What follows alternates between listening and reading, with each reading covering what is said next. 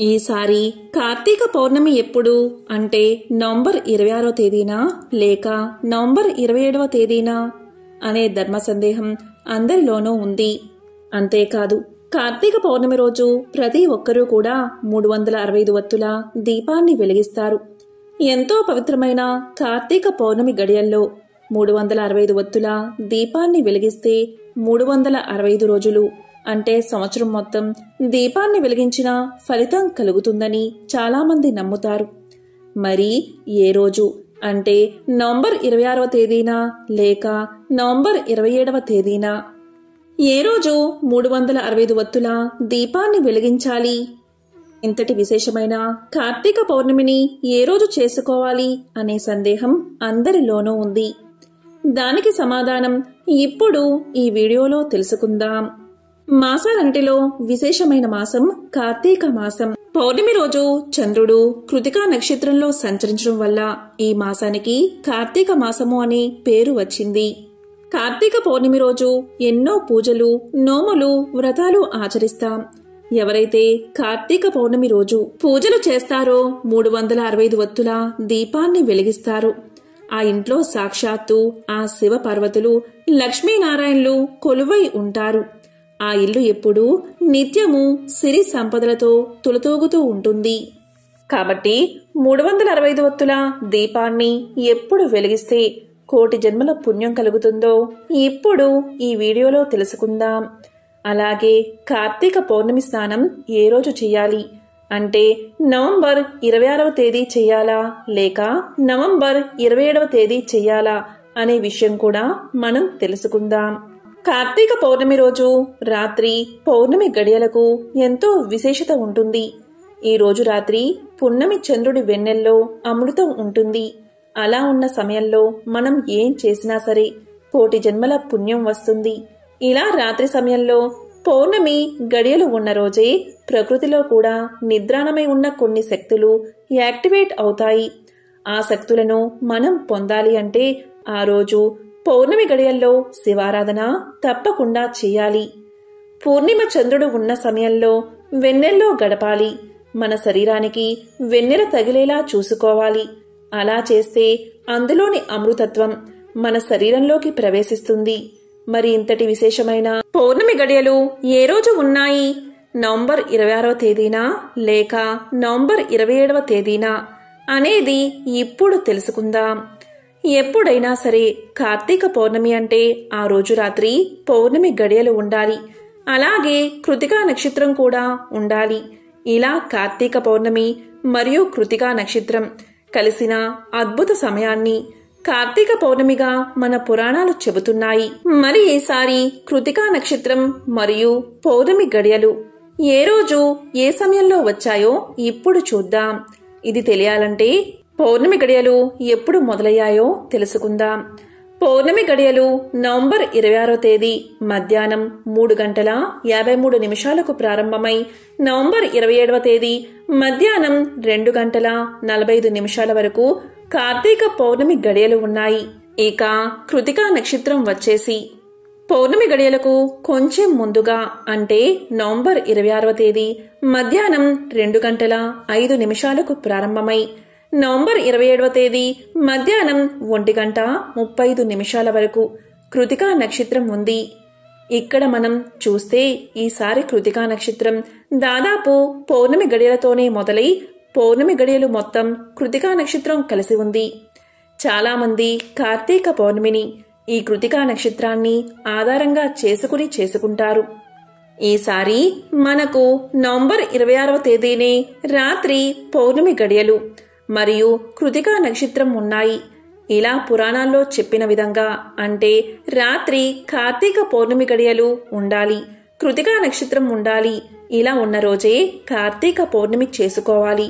కాబట్టి నవంబర్ 26వ తేదీ ఆదివారం మాత్రమే ఇలా ఉంది. అంటే పౌర్ణమి గడియలు కృతికా నక్షత్రం ఉంది. కాబట్టి నవంబర్ 26వ తేదీ ఆదివారం మాత్రమే కార్తీక పౌర్ణమి చేసుకోవాలి. నవంబర్ 27వ తేదీ సోమవారం కూడా పౌర్ణమి గడియలు కృతికా నక్షత్రం ఉన్నా కూడా రాత్రి సమయంలో పౌర్ణమి గడియలు లేవు. కాబట్టి ఈసారి నవంబర్ 26వ తేదీ మాత్రమే కార్తీక పౌర్ణమిగా జరుపుకోవాలి. ఈ రోజే అంటే నవంబర్ 26వ తేదీ రాత్రి 365 వత్తుల దీపాన్ని వెలిగించాలి. నవంబర్ 26వ తేదీ దీపారాధన ఏ విధంగా చేయాలి, చేయకూడని తప్పులు ఏంటో ఇప్పుడు తెలుసుకుందాం. కార్తీక మాసం పౌర్ణమి రోజు అలాగే కార్తీక సోమవారాలు అమావాస్య రోజుల్లో ఈ 365 వత్తుల దీపాన్ని వెలిగించవచ్చు. 365 వత్తుల దీపాన్ని వెలిగించే సమయంలో కొన్ని పొరపాట్లు చేయకూడదు. ఈ విధంగా చేస్తే ఆ దీపాన్ని వెలిగించిన ఫలితం దక్కదు. 365 వత్తులు స్వయంగా ఎవరికి వారు ఇంట్లో చేసుకుంటే చాలా మంచిది. ముందుగా పత్తిని శుభ్రం చేసుకుని వత్తులు చేసుకుని 3 కట్టెలు కట్టాలి. 120, 120, 125 ఈ విధంగా 3 కట్టెలు కట్టడానికి 1 వత్తు కలిపి 365 వత్తులవుతాయి. వీటిని ఈ విధంగా సిద్ధం చేసుకున్నాక ఆవు నెయ్యిలో ఉంచాలి. వెలిగించే 1 గంట ముందు ఈ విధంగా ఆవు నెయ్యిలో ఉంచి తరువాత దీపాన్ని వెలిగించుకోవాలి. ఇంట్లో కానీ దేవాలయంలో కానీ తులసికోట ముందు కానీ మనం ఎక్కడ పూజ చేస్తామో అక్కడ శుభ్రంగా నీటితో కడిగి అష్టదళ పద్మం ముగ్గు వేసుకోవాలి. ఆ పద్మంపై పసుపు, కుంకుమ, అక్షింతలు, పువ్వులతో అలంకరించుకోవాలి. దానిపై పసుపు వినాయకుణ్ణి తమలపాకు మీద పెట్టాలి. ముందు పసుపు గణపతికి దీపారాధన చేయాలి. ఏకహారతితో కానీ అగరవత్తులతో కానీ దీపాన్ని వెలిగించాలి. ఆ ప్రమిదకు పసుపు కుంకుమ బొట్లు పెట్టి కొన్ని అక్షింతలు వేసి అప్పుడు పసుపు గణపతిని పూజించాలి. ముందుగా పసుపు గణపతిని ఆవాహన చేసి వస్త్రం, యజ్ఞోపవీతం, గంధం, పసుపు, కుంకుమ, పువ్వులతో పూజించాలి. పసుపు వినాయకుడికి ధూపం చూపించిన తర్వాత దీపాన్ని కూడా చూపించి బెల్లాన్ని నైవేద్యంగా సమర్పించాలి. తాంబూలం కూడా పెట్టాలి. తరువాత కర్పూర హారతి ఇచ్చి మంత్రపుష్పం చెప్పుకుని అక్షింతలు, పువ్వులు వినాయకుడిపై వేసి ఆత్మ ప్రదక్షిణ చేసి స్వామి దగ్గర ఉన్న కొన్ని అక్షింతలను తలపైన వేసుకోవాలి. ఈ విధంగా పసుపు వినాయకుడికి పూజ పూర్తి చేసుకున్న తర్వాత మనం 365 వత్తుల దీపాన్ని వెలిగించాలి. ముందుగా 365 వత్తులను మట్టి ప్రమిదలో ఉంచి ఆ ప్రమిద కింద 1 తమలపాకును కానీ లేకపోతే ఇంకొక ప్రమిదను కానీ పెట్టి పసుపు కుంకుమలతో ఆ ప్రమిదను అలంకరించాలి. 1 కర్పూరపు బిళ్ళను 365 వత్తి మీద పెట్టి అగరవత్తితో కానీ ఏకహారతితో కానీ వత్తిని వెలిగించాలి. ఈ విధంగా దీపాన్ని వెలిగించే సమయంలో హరహర మహాదేవ, శంభో శంకర అని కానీ ఓం నమశివాయ అనే పంచాక్షరి మంత్రాన్ని జపిస్తూ దీపాన్ని వెలిగించాలి. దీపం వెలిగించిన తర్వాత 365 వత్తుల దీపాన్ని పసుపు, కుంకుమ, పూలతో పూజించాలి. తరువాత ఆ దీపానికి ధూపం చూపించాలి. అలాగే దానికి చలిమిడి, వడపప్పు, పానకం నైవేద్యంగా సమర్పించాలి. అదేవిధంగా కొబ్బరికాయ కొట్టి నైవేద్యం సమర్పించాక చివరగా కర్పూర హారతి ఇవ్వాలి. ఈ విధంగా పూజ పూర్తయ్యాక ఆ ఒత్తి వెలుగుతూ ఉన్నంతసేపు మనం కార్తీక పురాణాన్ని చదివితే చాలా మంచిది. వీలు కాని వారు ఓం నమశివాయ అనే పంచాక్షరి మంత్రాన్నైనా జపించాలి. ఈ విధంగా 365 వత్తి ఆహుతి అయ్యే వరకు అక్కడే ఉండాలి. కానీ మధ్యలో వెళ్ళిపోకూడదు. అలా మధ్యలో వెళ్ళిపోతే దీపం వెలిగించిన ఫలితం దక్కదు. కాబట్టి చాలామంది ఇలా కుదరని వారు ఇంట్లోనే ఈ 365 వత్తుల దీపాన్ని వెలిగిస్తారు. ఉదయం నుంచి ఉపవాసం ఉండి పౌర్ణమి రోజు సాయంత్రం ఈ విధంగా దీపారాధన చేస్తారు. అదేవిధంగా చాలా మంది ఉసిరికాయ దీపాన్ని కూడా వెలిగిస్తారు. మరి కొంచెం మంది బియ్యం పిండితో ప్రమిదలు చేసి ఆవు నెయ్యితో దీపాన్ని వెలిగిస్తారు. ఈ విధంగా దీపారాధన చేస్తే ఎంతో విశిష్టమైన ఫలితం కలుగుతుంది. దీపారాధనకు ఆవు నెయ్యి దొరకకపోతే నువ్వుల నూనె కూడా వాడవచ్చు. కార్తీక పౌర్ణమి రోజు ఆవుకు గ్రాసం తినిపిస్తే సర్వదేవతల ఆశీస్సులు మీకు కలుగుతాయి. ఈ విధంగా 365 వత్తుల దీపం ఆహుతి అయ్యాక అక్కడ కొన్ని నీళ్లు చల్లి చేత్తో మొత్తము కూడా శుభ్రం చెయ్యాలి. దాన్ని ఎవరూ కూడా తొక్కకూడదు. వచ్చిన బూడిదను నీటిలో కలిపి మొక్కల మొదట్లో పోయాలి. ఈ విధంగా 365 వత్తుల దీపారాధన చేసి సంవత్సరం మొత్తం దీపాన్ని వెలిగించిన పుణ్యఫలం పొందవచ్చు. ఈరోజు ముఖ్యంగా ఇంటి ముందు తులసికోట దగ్గర దీపాలను వెలిగిస్తే సర్వ పాపాలు తొలగి శుభం కలుగుతుంది.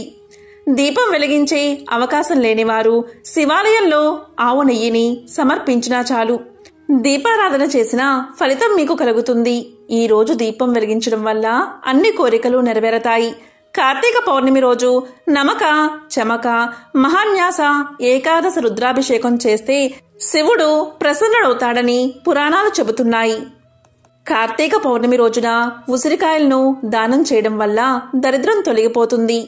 లలితాదేవిని కార్తీక పౌర్ణమి రోజు భక్తితో సహస్రనామాలతో పూజిస్తే ఆ దేవి సకల ఐశ్వర్యాలను కలగజేస్తుంది. ఈ కార్తీక పౌర్ణమి రోజున విష్ణు ఆలయంలో స్తంభ దీపం పెట్టిన వారు శ్రీ మహావిష్ణువుకి ప్రీతిపాత్రులవుతారు. ఆ దీపాన్ని చూసిన వారి సకల పాపాలు తొలగిపోతాయి.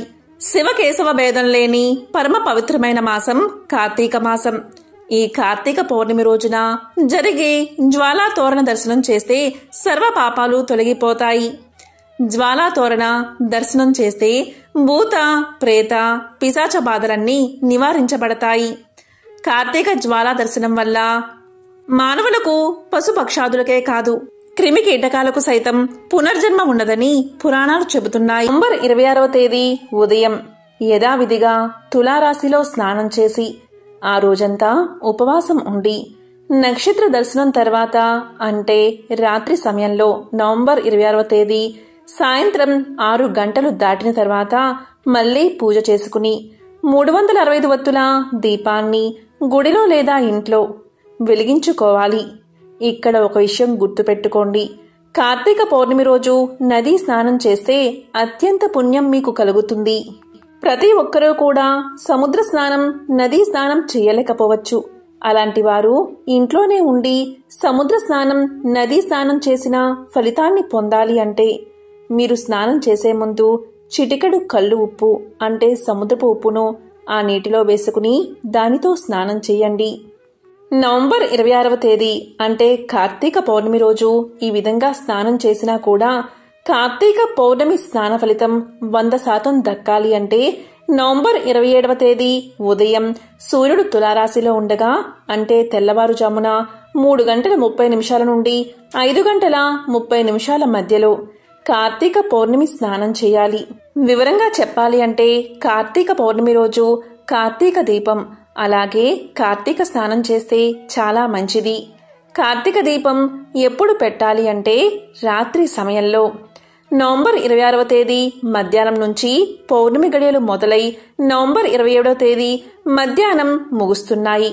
కాబట్టి నవంబర్ 26వ తేదీ రాత్రి సమయంలో పౌర్ణమి గడియలు ఉన్నాయి కాబట్టి నవంబర్ 26వ తేదీ దీపాన్ని వెలిగించాలి. 365 వత్తుల దీపాన్ని వెలిగించాలి. ఇక పౌర్ణమి స్నానం ఎప్పుడు చేయాలి అంటే సూర్యుడు తులారాశిలో ఉండగా అంటే ఉదయం 3:30 నుంచి 5 గంటల 30 నిమిషాల లోపు చేయాలి. నవంబర్ 26వ తేదీ మధ్యాహ్నం పౌర్ణమి గడియలు మొదలై నవంబర్ 27వ తేదీ మధ్యాహ్నం పౌర్ణమి గడియలు ముగుస్తున్నాయి. ఇలా చూస్తే నవంబర్ 26వ తేదీ ఉదయం అంటే తెల్లవారుజామున సూర్యుడు ఉదయించే సమయంలో అంటే తులారాశి సమయంలో పౌర్ణమి గడియలు లేవు. నవంబర్ 27వ తేదీ మధ్యాహ్నం వరకు పౌర్ణమి గడియలు ఉన్నాయి కాబట్టి కార్తీక పౌర్ణమి స్నాన ఫలితం మీకు 100% దక్కాలి అంటే నవంబర్ 27వ తేదీ ఉదయం కార్తీక పౌర్ణమి స్నానాన్ని ఆచరించాలి. ఇక్కడ మీకు సందేహం కలగవచ్చు, ఎందుకు తులారాశి సమయంలోనే కార్తీక పౌర్ణమి స్నానం ఆచరించాలి అని.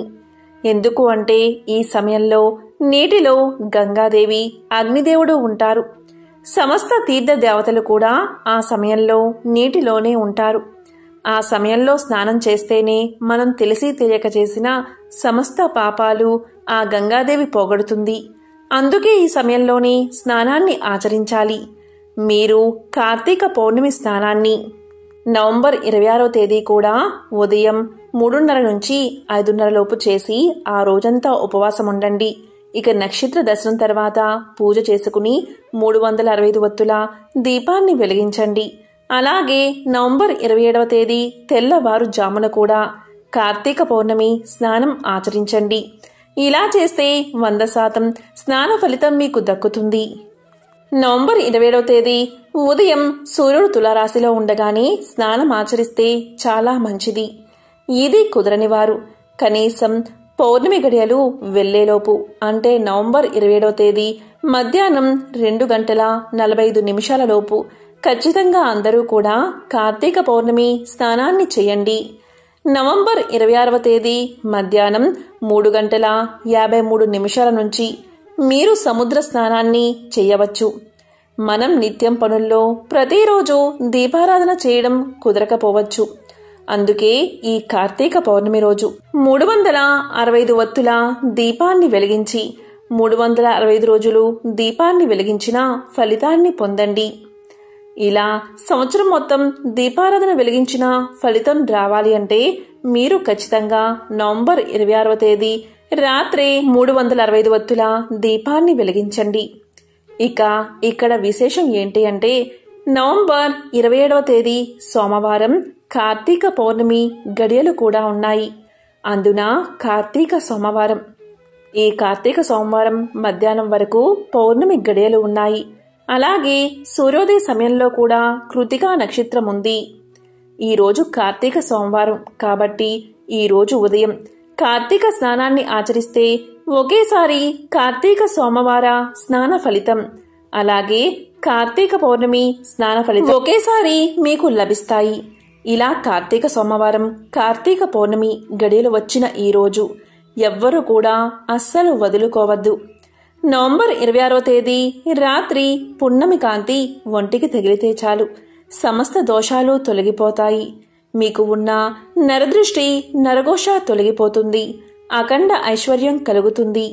అదేవిధంగా ఈ అద్భుత పౌర్ణమి గడియల్లో బకెట్లో నీటిని నింపి ఆ నీటిని వెన్నెల్లో పెట్టి గంట తర్వాత ఆ నీటితో స్నానం చేస్తే చాలా స్నానం చేసిన వారి ఒంట్లోకి అమృతత్వం ప్రసరిస్తుంది. ఎందుకు అంటే చంద్రుడిలోని చల్లదనాన్ని అమృతత్వాన్ని కేవలం నీరు మాత్రమే ఎక్కువగా గ్రహిస్తుంది. అలా ఈ పున్నమి కాంతిలో నీరు ఉంచి దాంతో స్నానం ఎవరైతే చేస్తారో వారి ఒంట్లోకి అమృతం ప్రవేశించి తెలియని దైవిక శక్తి వారి ఒంట్లోకి ప్రవేశించి ఎంతో ఆరోగ్యాన్ని కలిగిస్తుందని పురాణ గ్రంథాలు తెలియచేస్తున్నాయి. ఈ విధంగా మన పూర్వీకులు పల్లెటూరులో కార్తీక పౌర్ణమి రోజు అందరూ స్నానం చేసి ఎన్నో అద్భుత ఫలితాలు పొందారు. ఇక వ్రతాలు, నోములు, సత్యనారాయణ స్వామి వ్రతం, నీటిలో దీపాలు వదలడం, చంద్రారాధన, తులసికోట పూజ, లలితా సహస్రనామాలు పారాయణం చేయడం ఇవన్నీ కూడా పౌర్ణమి గడియల్లో నవంబర్ 26వ తేదీన జరుపుకోవాలి. ఇక నవంబర్ 26వ తేదీ సాయంత్రం సూర్యాస్తమయం 5:35 అవుతుంది. ఇక్కడి నుంచి అందరూ కూడా 365 ఒత్తులను వెలిగించుకోవడం, వ్రతాలు, నోములు చేసుకోవచ్చు. కాబట్టి ఈసారి నవంబర్ 26వ తేదీ రాత్రి మాత్రమే కార్తీక పౌర్ణమిని జరుపుకోవాలి. 365 ఒత్తులు వెలిగించాలి. ఇక కార్తీక సోమవారం అలాగే కార్తీక పౌర్ణమి గడియలు కలిసిన నవంబర్ 27వ తేదీ కార్తీక పౌర్ణమి స్నానాన్ని ఆచరించాలి. ఓం నమః శివాయ. ఓం నమో నారాయణాయ.